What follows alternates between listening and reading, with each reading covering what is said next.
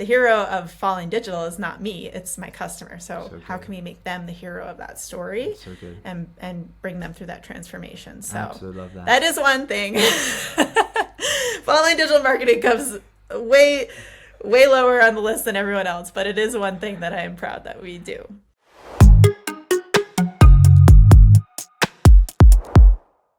Hello everyone, welcome back to another episode of Agency Insiders. It's been an incredible journey as we've interviewed various different agency owners from all walks of life.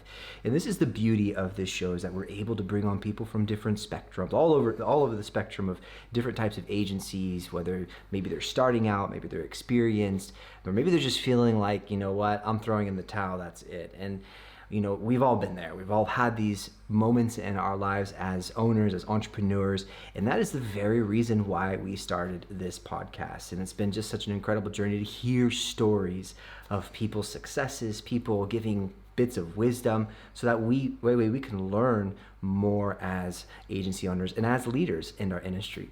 Well, today we have a special guest with us. We have Rebecca Babicz. She is I was checking, actually, let me just say something before I introduce you. I'll just kind of a side note. I was checking out her website, and something that I absolutely loved was the manifesto. And we're actually going to go through this a little bit today because it really interests me.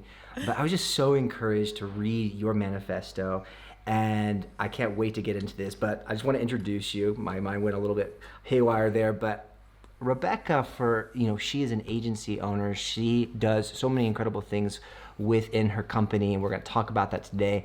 But I just want to say thank you so much for taking a little bit of time and joining us today here on the show. So welcome, and tell everyone where you're from. When did you start this incredible company? Give us a little bit of a high level view about your company and where you're from. Yeah, absolutely. Thanks so much, Ryan. So my name is Rebecca Babicz. I am the founder of Fall Line Digital. Wow. And if you are not familiar with the Fall Line, the Fall Line is a term that we use in mountain sports, specifically skiing and mountain biking. And it means the fastest way down a mountain from point A to point B. That's incredible. So it's the most efficient, it's the most fun, it's the most direct way. So if you're on the top of the mountain and you're looking down and you're going to ski it, you're not going to go over there and ski you're going to ski the most direct route, and it's going to be the most fun, fastest, and that's what we say a lot. So in skiing, we say, I'm going to ski the fall line, I'll see you down there, or something like that. And so, as you can probably imagine, I came up with the idea Awesome. and the name while I was out skiing. Big skier, big mountain biker. I live here in Utah, and I knew that the word would mean something to my target audience. So we work primarily with outdoor brands. Awesome. And we're a growth marketing agency, so we do paid Facebook ads, paid Meta, growth strategy, paid TikTok, and yeah, it's been really fun. So wonderful. I remember I grew up in California, and I would snowboard Big Bear all of the time. And I remember when I first started snowboarding, I was, all I did was surf. I'd never been in the snow, when I was younger. And so I was like, you know what? I think I can do this. It's just like surfing. And then I, quickly realized it's not the same as surfing. And I remember going down just straight down the mountain, and wow, it was an interesting experience, that's for sure. And I learned a lot that day of what it means to the fall line. Just follow the fall line and go down the fall line. Well, you started Fall Line Digital in 2018, so you're not a novice. You've been doing this for a while now. Can you let us know, give us the genesis or the beginning days of Fall Line? Can you bring us back to the very beginning when you started this agency? Why did you start it? And what were you trying to accomplish back in 2018? Yeah, I love that. Side note on that, someone else mentioned that to me too. They're like, "You're not a rookie. You're a really well-established agency owner." And it's funny because I don't think that about myself. I still feel super new. Oh my goodness! So it's I'm like, oh yeah, actually we have been around for a while. Like I'm really doing this. We're actually doing good business. Yeah. But yeah, for sure. So started Falling Digital in 2018. Kind of got in the agency space before that big COVID boom. And yeah, in those beginning years, again, kind of like what I said, I had this vision that I wanted to work with outdoor brands. And so I was like, I'm going to call my company Fall Line Digital. I'm going to work with outdoor brands. My experience was in social advertising and social media marketing. So that's actually the first service that we provided was paid social. And I really fell in love with paid social because I loved how measurable how measurable it was and how much of an impact it could make on businesses. And I just really believed in it and could tangibly see the results. I have a very soft spot in my heart for people who are working on and doing a lot of brand marketing, because brand marketing is super, super important. I think growth marketing, performance marketing, and brand marketing are equally important. You can't have one without the other. But originally fell in love with kind of the nuances and tracking and tangible outcomes from paid social. So we're primarily a paid social agency. And kind of my journey from there is we were like, it doesn't make sense for the brands that we're working with to work with one person for paid Google, one person for paid social. So we partnered and worked with a paid Google specialist who was a contractor at that time and offered those two services. And then from there, over the last 8 years, it's really been meeting the market where they are. That's right. Really so good. We did not initially in those first couple of years do ad creative, because back then the brands that we worked with would provide ad creative. Now I would say our primary focus is actually ad creative. So we are super focused on high performing performance marketing ad creatives in addition to the growth marketing aspect. And that's how we've kind of grown and just have seen gaps of for example, we don't expect the brands that we work with to provide ad creative because it's so highly specialized now. So it's okay, we're going to take that in-house. And then one of the other things that we do is we work really closely with founders on their P&L and their forecasting and figuring out how to scale profitably. So that was another kind of aha moment in the last 8 years that we've started to excel at. And yeah, I'll pause there. No, I love it. And that's the thing, is it's so interesting that, and that's why I absolutely love doing this show, because it's clearly to see that you're so passionate about this. And I think it's one of those areas that, unfortunately, I would say this, unfortunately in today's digital landscape, it almost seems like that's kind of an afterthought, even though companies are needing those features the most. It almost seems like for a lot of agencies it's a bit of an afterthought, or it's not the most important thing on their agenda. And it's just such a beautiful thing to see that this is something really close to your heart, that this is something that you are invested in. This is something that you desire to see companies of all sizes. Can you let us know what kind of companies are you serving? What kind, what are they? Startups? Are they solopreneur type of companies? Are they large organizations? Or is it all types of companies that you serve? Yeah, so our growth partnership, so the brands that we partner with, where we are lock and step, we're a growth partnership, are typically 1 to 6 million in annual revenue. And so they're really looking to get to that next step. They have proven market fit. Good. They have the ad spend. They have this momentum that they're building, and now it's about profitable growth. And a lot of the businesses that I work with haven't actually, like you said, it's almost like an afterthought. That profitable growth is they're growing so fast, and now it's I come in and I'm okay, what's the average gross margin of your product? And then, what are some other fixed costs? What are your OpEx costs? What are all these costs that you have in your business? Because we need to know that to know what your goals are for performance marketing. So we need to know, people are well, what's a good ROAS? And it's well, what's a good ROAS for you is totally different than what's a good ROAS for somebody else. That's really that's our growth partnership. But we actually have really cool ways that we work with other businesses of all sizes. So we have this really cool ad creative drop package. So it's on-demand ad creative. Okay. And we have 10 pack, 20 pack, 30 pack of these ad creatives. Okay. And they're really great for small businesses who have small ad spends but need the creative expertise to fuel into their accounts. So we're not, that's like a new offering, and I'm really excited about that. I actually had a call this morning about with a company that same kind of thing, like has like maybe $3,000 to $5,000 in ad spend, probably doesn't have the money to partner with a growth agency, right? You're thinking at that point, you're maybe 6 figures in annual revenue, right? You're just trying to get going, you're not going to be able to afford like many growth partnerships retainers, or nor will you really get the return out of them, right? So we have these really cool ad drops where we do all the performance ad creative. We give it to you. I even told the guy today, I was like, I'll do a Loom video of how to run your ads. And you could run the ads for yourself on that kind of small ad spend. And so we work with businesses of all sizes.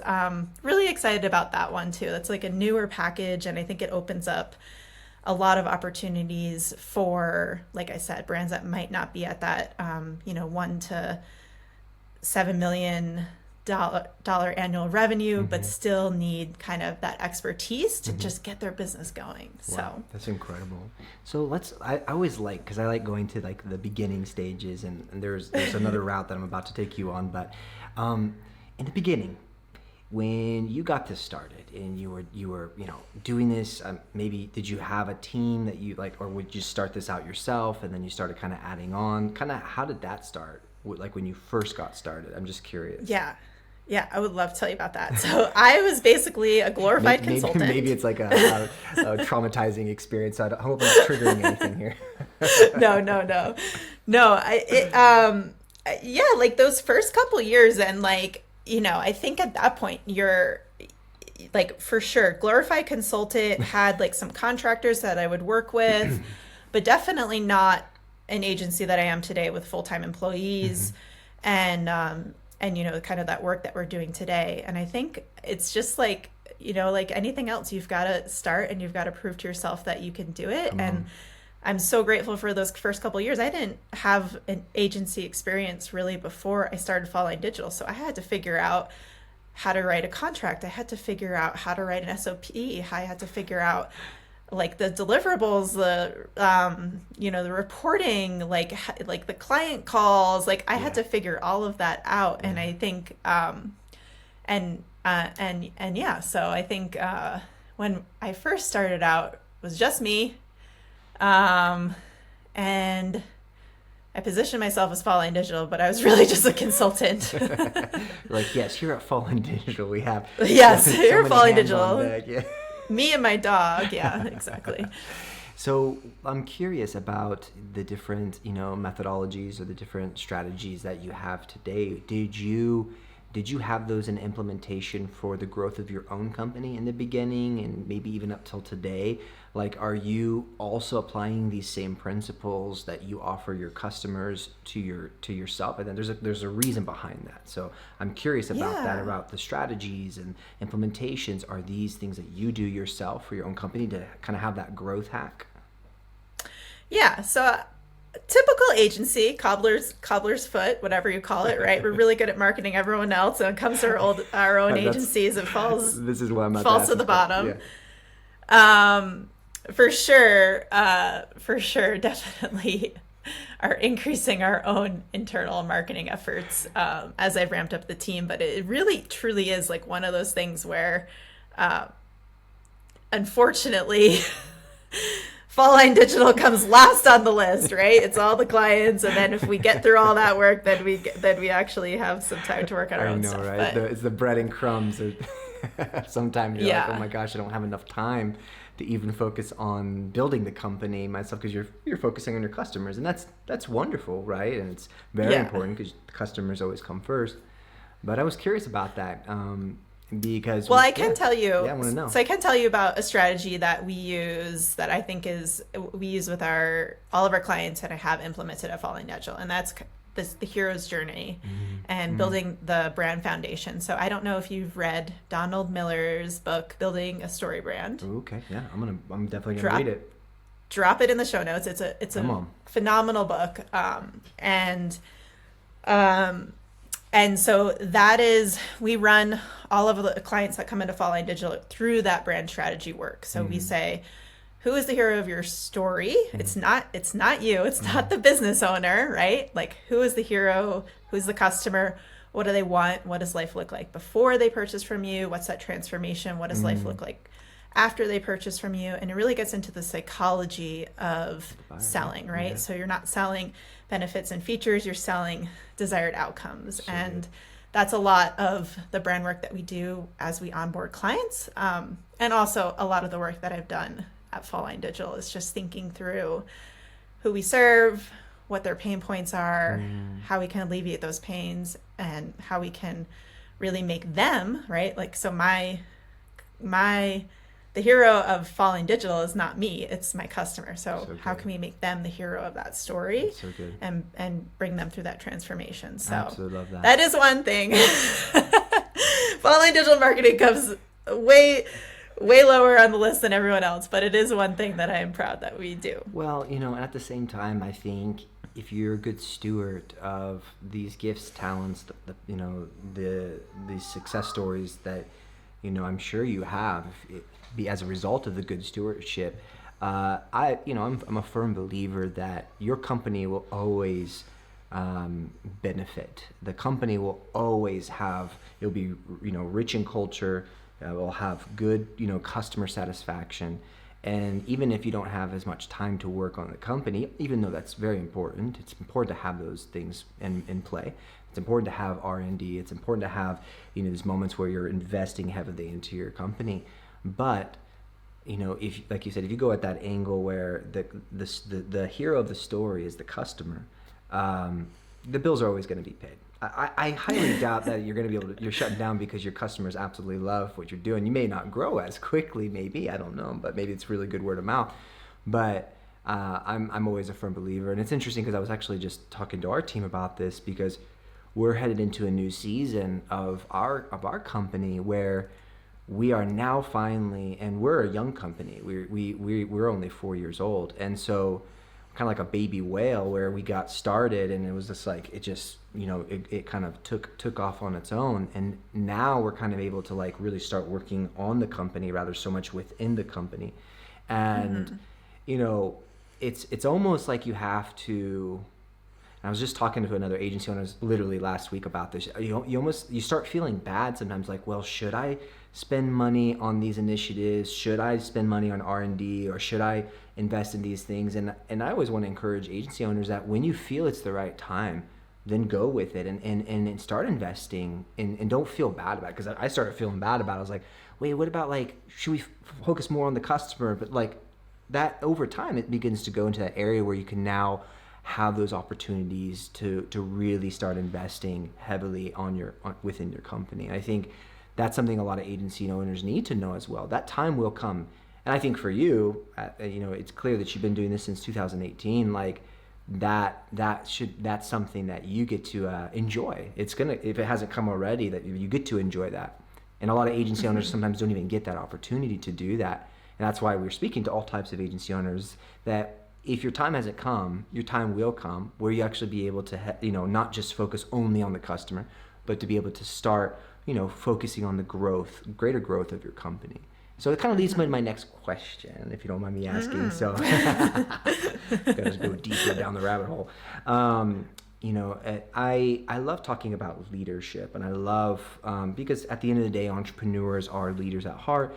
Maybe some are not the best in communication with their team or whatever it may be, but there's some way, form or another, they're leading, right? They're leading as entrepreneurs or leading as business owners. And so my question to you is, how has it been, that journey from the beginning to where you're at now in regards to leadership, like the development of leadership within your company? Do you feel that it has gotten more complicated, or do you feel it's gotten easier as you grow as a business owner within your company, specifically with leadership?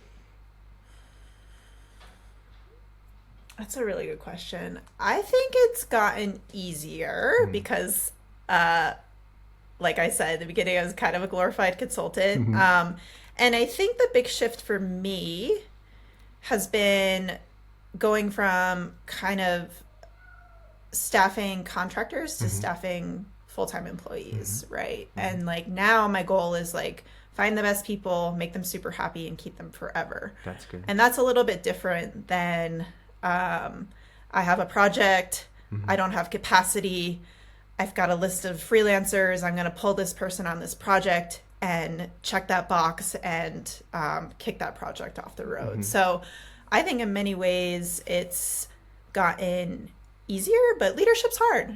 You got to talk the talk, you got to walk the walk. I think I'm really transparent with my employees, and I hope that they appreciate that. Sometimes I feel like I'm like, did they need to know that? I don't know. Did I overshare? Should I don't know. But I think it makes me more human, I hope. Yeah. It's wonderful. And at the end of the day, we're all humans. We're trying to be the best that we can be, and I think I do show a vulnerable side of myself sometimes. But I think that's just me. I don't know. I can't imagine kind of leading another way, right? Like I think I envision like a leader is like somebody who's always like steady and just has the answers and just like super professional, and like I think that's a certain leadership role. Mine is like a little bit more of humanizing myself and the agency, the work that we're doing, trying to motivate people through like equal parts, like That's really good. That's good. equal parts feedback loops and like genuinely caring. I don't know. I love it. And that's why I asked the question, because it's so important, because there's different levels, or I would say different angles of leadership, because I think a lot of people, specifically agency owners, when they come into this kind of this realm of leadership, and you get some people who are like, well, I'm not a leader, so how can I run an agency? And I think we have a misconception about leadership, maybe from what we've learned in the past or what we've seen in other types of ecosystems. And this is what I love so much about agencies, is like the development of each agency is going to be different. And so that means that the type of leadership can be different. And it's something that, I come from different backgrounds of different types of companies, and something that I've really enjoyed within this agency, because we staff out, creatives in different companies, that I've learned that kind of exactly what you said is like, I don't necessarily need to be that type of leader that either it's like that always has every answer to every single thing. It's just like full on, let's go up the Himalayan mountains, everyone follow me, we're going up this way, this right left, but really saying, okay, like how can we do this together? Like how can we develop this together? How can we give a best experience together? How can we develop a culture? And that's something that I've learned over the time. And so I was curious with you is, because you started out by yourself, and now, you have this team and you have these responsibilities. And so it's just always something that I love to hear from agency owners of like, okay, like how was it then and how is it now? And kind of leads me to my next question to you is, can you give me maybe like an insight? I'm sure there's a bunch that you probably have, but what is the thing, or I would say it this way, what is one of the hardest things that you, as an agency owner, as someone that's leading this company, what is the hardest thing that your business has had to overcome in these past few years that you're like, yeah, this is something that we've really had to overcome, and we're better for it, or we're still in the process of learning? What do you have, one that you can give us? I'm sure there might be more, but one in particular that you're like, yeah, this has been one of the hardest things that we've had to overcome. And how did you overcome that? Or how are you overcoming that right now? Yeah, that's a good one. So I think that it's like almost not even like an agency problem. It's just like a marketing problem, or maybe it's just like a human work problem, right? Is like when you get in a leadership role, you have employees, and like your best employees, you'll give them a goal and they'll figure out the best way to work there. And the outcome might not be exactly the way that I would do it. But you have to like, you know, so it's like, is it good enough? Do I need to add a process in here? Do I need to add more feedback in here? Like, you know, so I think that that's for me has been the biggest challenge, and then like getting out of the weeds, and I'm still working on it. I have a great solid team who is absolutely incredible.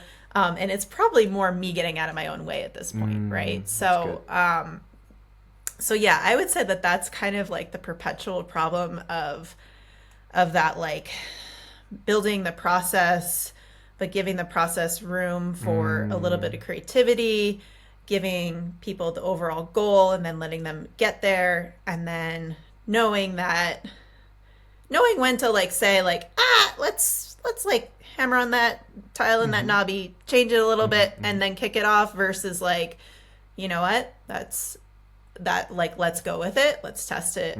So I don't know if that resonates. But yeah.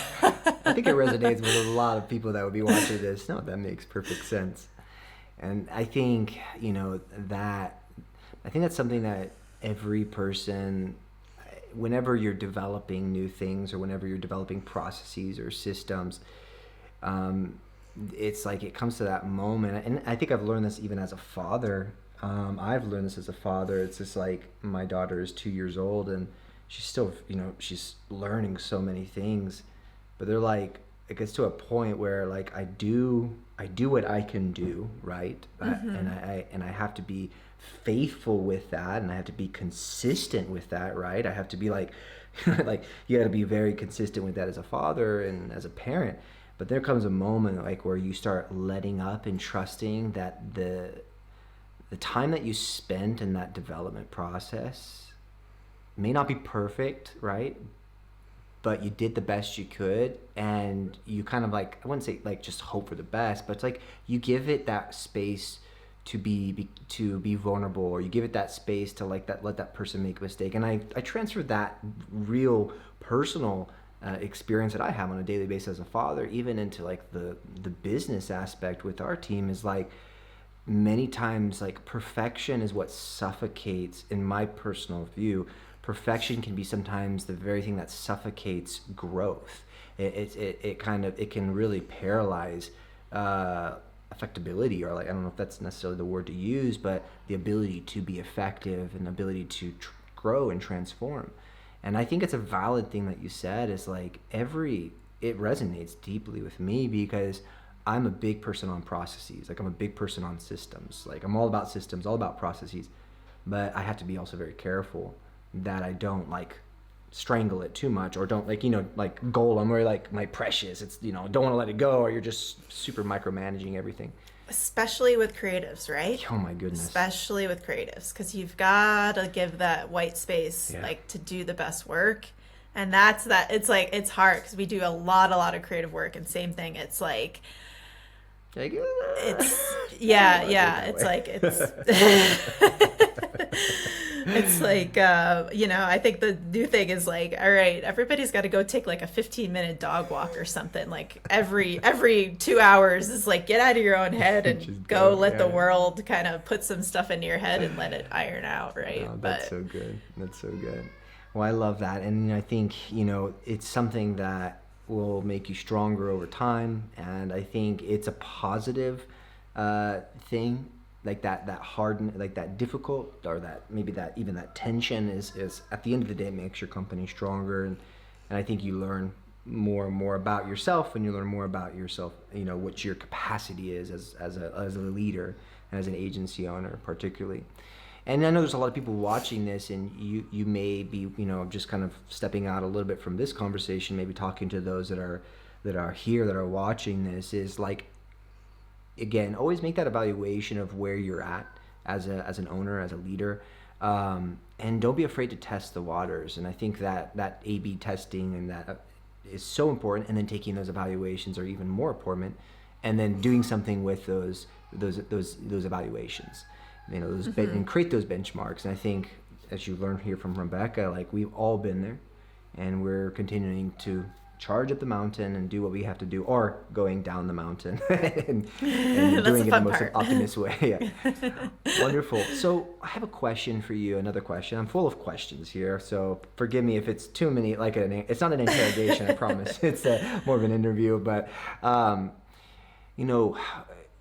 it's a question I ask a lot of agency owners, and it's in regards to the advancement of generative AI. And we all know, AI is on the mind of everybody, right? AI.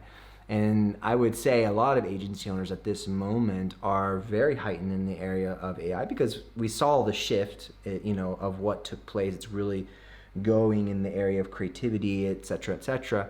And so it kind of leaves a lot of agency owners a little bit nervous. And I've had multiple conversations with our creatives. I'm like, look, you have to utilize these tools, make them, they're to enhance your job, not necessarily to remove it. But my question to you is what are your thoughts about this? And do you have any insight that you could give to other agency owners in the area of generative AI? Are you using AI? How do you feel about it? Do you see it as a threat to your company? Can you give some insight on this? And just kind of like to know from your perspective. Yeah. Oh man. That's kind of a loaded question. No, it's really good. It's really good. It's literally exactly what you said. I actually have some team members who are really threatened by it, and I'm like, no, we've got to embrace this and build it into our processes. So 100% absolutely using it. Kind of can't live without it. Mm-hmm. Don't even know what I did last year, because it's literally only a year old. I'm like, what was I doing last year at this time, right?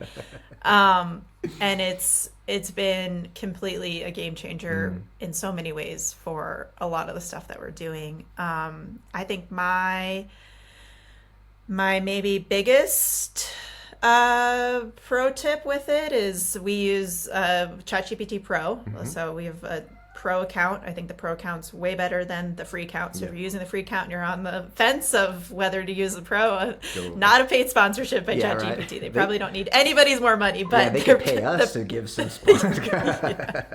Yeah, exactly. But yeah, the paid account is really great. And then organizing it, we have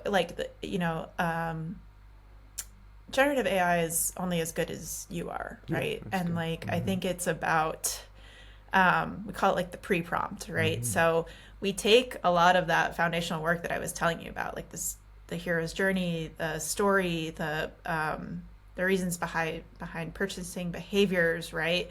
And so we're creating these templates to give the chat an overview of the brands that we work with, to kind of nail that brand voice and understand it from the get-go, and then categorizing those so it's not just a sloppy mess. They're categorized by the name and then the what we're trying to achieve. And then I just think as far as copywriting goes, it's you've got to give it the human eye, the once over. I firmly believe that the copywriting that ChatGPT does is not ready for print. It can be an aid. It can speed up your work tremendously. But I still think I don't, again, maybe I'm just too picky, but I'm no, that's not quite good enough, right? It's almost there to get it. It's a tool and it's an aid and we use it. But for me and for the work that we do is we always need to finesse it with some human flavor at the end, or, start with the pre-prompt so that the GPT actually understands the target, the customer, the product, all the basics, and then a human touch at the end. And yeah, we're using Midjourney too. That one's really cool, really powerful, right? So we're not using anything for video quite yet, but I haven't seen too much coming out. We're using a lot for video. We're using this tool called GridBank. I don't know if you've heard of them, but it's basically just like stock UGC. So we're editing kind of a lot of different types of stuff, social content and things like that. So that's been really great for us, and it's not AI, it's just content from somebody else's cell phone pretty much. But yeah, I mean, I just think, yeah, it's like exactly what you said. We've got to embrace it. I think it's a tool. I think it's fantastic. I think that it's only as good as you are, right? So I think that, and I also think, like I was telling, I don't know, some other people, it's like sometimes I feel like I use it too much. Like I'm like, if I would have just used my brain, it probably would have been 5 minutes, and now I'm here tinkering on this chat GPT to get it to do what I wanted to do, and I just wasted like 30 minutes, and I'm like, that was a waste of time. So there's that too. No, I love it. Yeah, and I think I've suffered with that in the past myself. It's like, why do I just spend that much time talking to a robot and not even getting the full, response of what I wanted? And this is something we were talking to our team, because we prepare quite a lot of like different types of people. So like prompt engineers, generative AI, creatives, video editors, graphic designers, these types of people. And one thing I was having a conversation with them about, because I know what they were feeling, because I'm a graphic designer. I do video editing as well. Like I have that experience, and so like I kind of know where they're coming from. But one thing I was just encouraging them, and even agency owners, if you're watching this, is you can even encourage your team if you want, and maybe even the same thing that I told them. I just said, look, it is all about optimization. The idea behind the AI and what can provide is so that it can optimize your time in a sense of not working longer, but working smarter. And this is something that I believe many agency owners, they're needing more than ever. It's like the optimization of time, because time is money. Time is so important for agency owners, right? And so if those who are working within the agencies, because I'm not necessarily speaking directly to the customer, but since this is more for agency owners, is something that I was sharing with our team is like, look, you have to learn, like I said, don't waste all of your time trying to tinker with it too long, but learn how to create a framework that is optimizable, so you can repeat and have the same output every single time, even if it's for a different type of customer. And so doing it in this way will actually make you more valuable in your role than ever before, because as you are able to optimize, you're doing something that fewer people are able to do, because someone can just jump in and mid-journey start giving all these prompts, and it's just going to give a different output. But if you learn to optimize that and you're able to learn to utilize that tool, it makes you more valuable. And so that's something that as an agency owner, I was just encouraging the team. Embrace it, optimize, build frameworks, repeat, and evaluate that. Those are things that you can learn. And it's good to hear from you that like you're utilizing these tools. You're not using it as a crutch, but as an accelerator for the work that you're doing. That's wonderful to hear. Well, I don't want to keep you too long. If you don't mind me just asking one to two more questions. So what is the future look like for what you guys are doing? What you guys are producing at Fall Line Digital? What is on the docket for 2025? Now, you highlighted that you were doing some initiatives for a lower kind of like the people that are maybe on a budget, and I think that's so beautiful, and I think that really goes into what your manifesto is. I was reading about this. Is it's not just you're there to help socially, economically, environmentally. I think it's beautiful. So, but is there anything else that you want to bring us in as high-level leader? Bring us into your vision quest. We want to go with you for 2025. No, big goals. No. Yeah, so I think I'm really excited. I actually feel like this is like a big turning point for our agency. And we are moving our website platform from WordPress over to Shopify. And yeah, really? Okay. So it's going to be really easy to buy things like our ad creative drops, buy things like our conversion rate optimization audits, buy things like our Meta and Google ad audits, right? Okay, so that's awesome. This is going to make the conversion cycle quicker, right? So if you know you need this thing, you just go on the website and then boom, we're done. We execute from there. And then as far as our growth partnerships, what I've really have learned is that my goals, kind of like within my manifesto and the things that you've seen, is that we don't want to grow just for growth's sake. I saw that. Mm-hmm. Don't necessarily have a vision of building this agency to the moon like some people do. Super intentional about my life and my time. Like you, I'm a parent. I have 2 very young kids. And I really believe in the work we do. I love it. I'm quite obsessed. If you haven't been able to tell from this podcast interview, I truly feel so lucky to be doing what we're doing. And I know that I'm doing the right thing. So long way of saying that our growth partnerships, we're limiting those. Okay. So we're going to be working with like 6 brands at a time, and that's it. It's going to be one in, one out. Okay. And that's going to be the agency model. So we're really, really close with just a select number of brands to provide absolute insane high value, keep those clients for as long as humanly possible, and then build the agency through these creative ad drops, like I said, meta account audits, CRO audits, things like that kind of can be one-off packages for brands of different sizes. Other agencies can also buy them, white label them.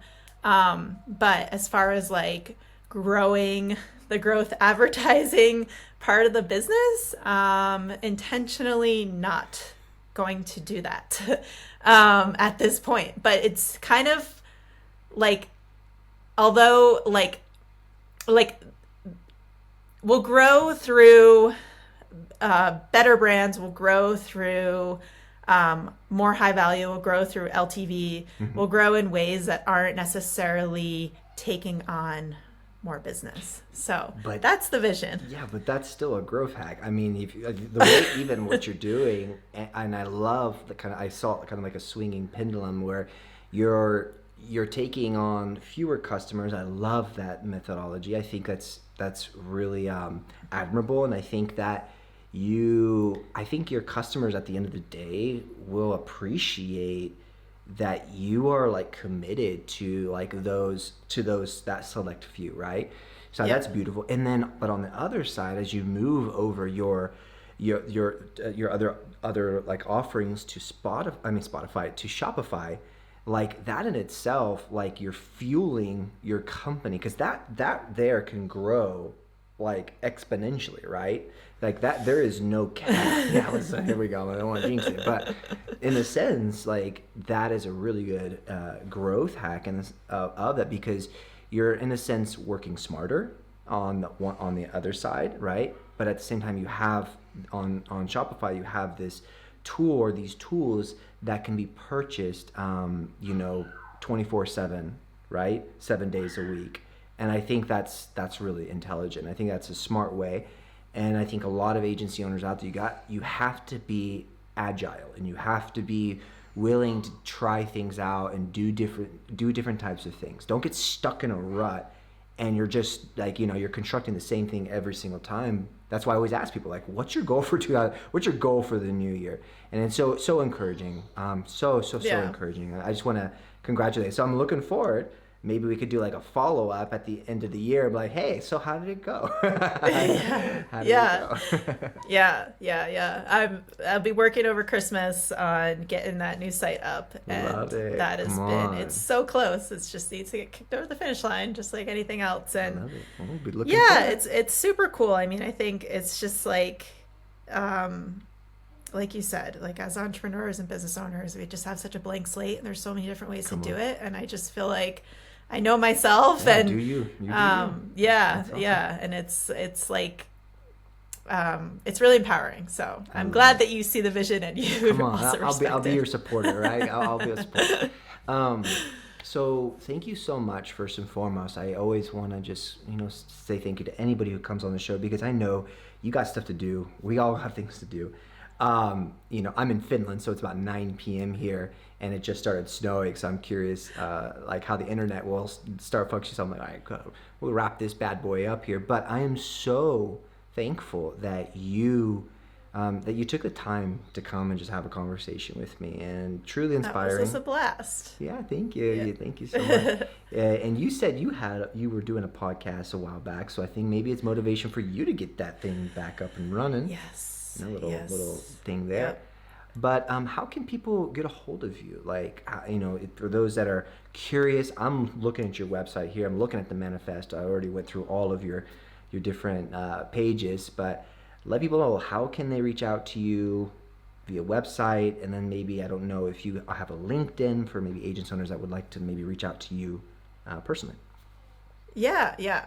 Big on LinkedIn, Rebecca Babicz. Awesome. My last name will be in the show notes. I'm not going to spell it out for you. It's Polish. And then Fall Line Digital, I dropped a Calendly link in there that goes directly to me. So Awesome. if you want to kick off a call and see how we could work together in 2025, Yes. let's connect. And I'm really interested on what you're going to be putting on Shopify. So as soon as you get that up, you better ping me. I'm going to ping you on LinkedIn. I'm like, all right, give me the good stuff. So I'll be buying some of your stuff, some of that grow tech, and some of those different things that you have. I'm super interested in those kinds of things. So anybody that's watching this, please reach out to Rebecca. Go to her website. Let's support each other. That's the whole purpose behind this show. There is enough business out there in the world, guys, but we need more people supporting each other, cheering each other on, and that's what this is all about. And that's why we do this show, to highlight, celebrate, learn, be inspired. So again, Rebecca, thank you so much. And we look forward to seeing your success with what you're doing. You deserve it. It's clear that you're passionate about this. And your customers are so thankful. I mean, they should be thankful, are so privileged to have you running this company. So kudos to you. And have an incredible break. I don't know. You said you're working during Christmas, so I don't know how relaxing that will be. But hey, it's for the benefit of what your vision is. I support that. But thank you again so much for being on the show today. Cheers. Thanks, Ryan. I really appreciate it. Bye-bye. So guys, please check out what she's doing. Check out the different other episodes that we have. We have more guests coming on in 2025. It's going to be awesome as we kick this up. Moving into the new year, kicking off a new year, it's going to be awesome. So be checking it out. See you later.